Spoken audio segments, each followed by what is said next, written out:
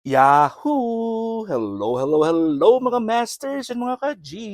Good morning, good morning, good morning, good morning po sa inyong lahat dyan sa Pilipinas at syempre sa buong Asian countries and kung saan ka man lupalop ng ating mundo ay good morning, good noon, good afternoon, good evening at good night na po. Syempre sa mga tapos na po, matatapos na yung mga araw nila. I hope na may maganda kayong mga balita sa ngayong araw na to. Bago po tayo matulog, hingin ko muna ang inyong yung inyong 15 minutes para sa ating All About G, the Green Girly Iguana Daily Vlogs. Ngayon po ay mag-ano tayo kay G. Maglalagay tayo ng kanyang tubig sa kanyang swimming pool. At si G ay papaswimming natin. Dahil po ay medyo 3 araw, 4 na araw na po siyang hindi nakaswimming sa kanyang swimming pool. So, ayun po, ililinisin muna natin yung kanyang swimming pool. Wala naman masyadong madumi kasi pang tubig lang naman to. So nag-spray lang ako ng tubig, konti, at papahiran natin yan ng syempre ng paper towel para malinis lang bago po tayo maglagay ng kanyang tubig. Alright. So dito yan sa baba, yung kanyang swimming pool. Saka second floor po yan. So ipo-focus natin yan. Focus natin yung kanyang tubig sa kanyang swimming pool. At yun yan sa baba. Nakasindi na rin po yung kanyang, naka-on na rin po yung kanyang LED light sa baba. Ayan po. Papahiran muna natin yan. Ayan na po ang kanyang swimming pool. At si G po ay, alam niya na po, ay siya po ay bumaba. Papunta yan sa mabuntin at pumunta po siya sa baba. Ayan po si G natin sa ilalim. Ewan ko ba kung bakit napunta po siya sa baba. Siguro gusto niya munang kasi alam niyang bukas. Kasi alam niyang bukas po ito. Kaya nandiyan muna ang G natin sa baba. Talino talaga ang G natin. Oh. Super, super talino talaga ang G. Nating green girly iguana. So ngayon po ay magre-refill na po tayo ng ating swimming pool ng G natin. Paano ba ma-refill yan? Buksan natin ito sa second floor, sa first, sa second door niya sa taas. At syempre naka-ready na po tayo ng tubig natin. Yan po. Maligam-gam na tubig po yan mga masters, mga ka-G. Yan, isa pa lang yan. 3 yung ilalagay natin dyan. 3 po ang ilalagay natin dito. 2. Habang po ang G natin ay nasa baba. Yun po siya. Oh.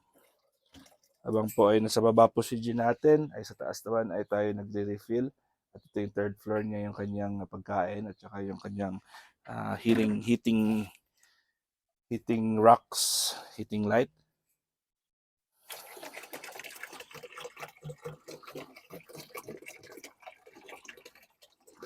Refill na po ng G natin yan na may tubig. Maligam-gam na tubig po yan. Para siyempre sa digestion niya, maligam-gam pa rin. Yan.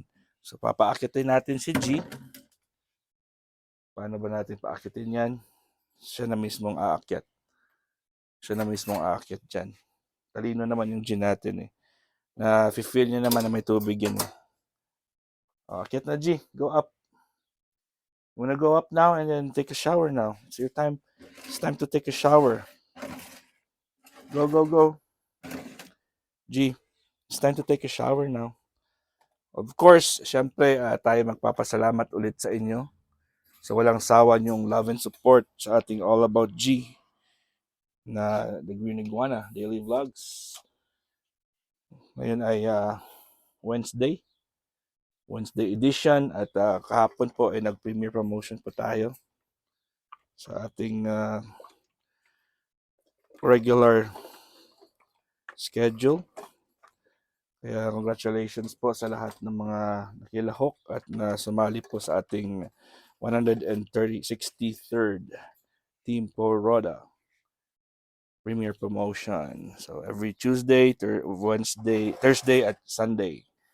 Tuesday, Thursday, and Sunday po ang ating Premier Promotion. Kaya maraming salamat sa inyong love and support. Yun na po ang ating G. Pwede na nating ilagay yan. Subukan natin kung pwede siya nating kunin para po siya ay maligo. Ayan, at lalabas yan. Bubuksan ko yan, lalabas yan. Nam ko. Ayan o. Ayan ang ating G. At syempre, ay lalagay po natin si G sa kanyang swimming pool. Ayan, gustong-gusto niya po yan. Yeah. Ligong-ligo na po ang G natin. 3 araw, 4 na araw ata di nakaligo yan. Kasi po ay hindi naman natin araw-araw pinapaliguan si G.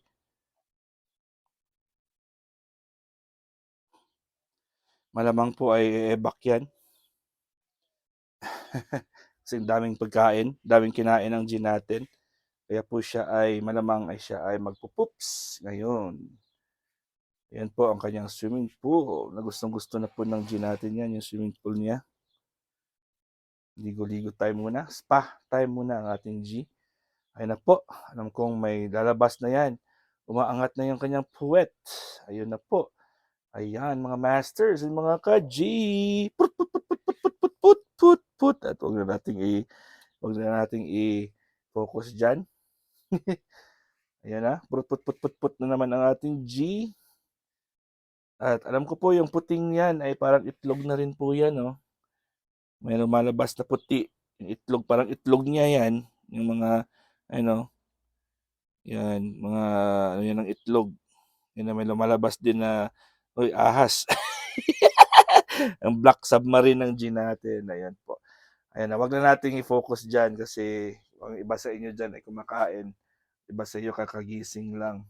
Ayaw nating sirain yung mga araw niyo po, mga masters. Pero wag tayo magawa dyan kasi nagfo-floating ang submarine ng ating G. Ayan. At sabi ko na nga ba at siya ay dudumi ngayong araw na to. Yan na po yung parang itlog nyo. Ayan. Dami no. Doon ko pa to nakita eh. Every time na nagpo-poops ang G natin. Hindi pala poops yan. Parang part ng itlog siguro yan na hindi pa nagpo-form. Yan. So yun na po. Tapos na po si G sa kanyang number 2. Sa kanyang pag-poops. Ayan, nagpo-poops ng G natin. Ayun, lumalabas na, nagfo-float na yung kanyang submarine. Pangit tignan, pero okay lang, normal naman yan, di ba mga masters, mga ka-G. Nakita nyo na. So, wala tayong magagawa dyan kasi normal talaga yan na pag may pet ka ay talaga nagdudumi yan. Di ba?